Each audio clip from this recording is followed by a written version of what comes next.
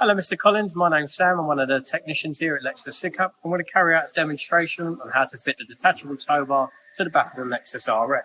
So at the moment, the key for the tow bar is located into the detachable tow bar hitch, and there is an unlock padlock and a lock padlock.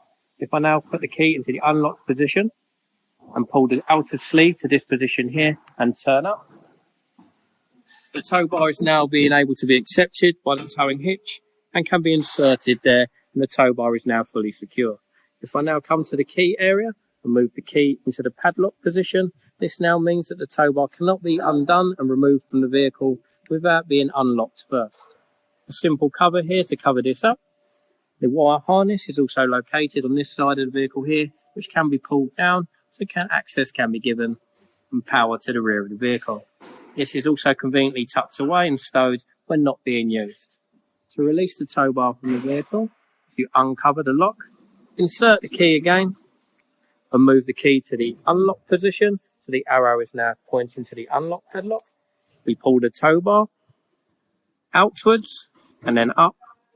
The tow bar can now be released from the vehicle. And at any point that you'd like to, you can reinsert the tow bar into the area here.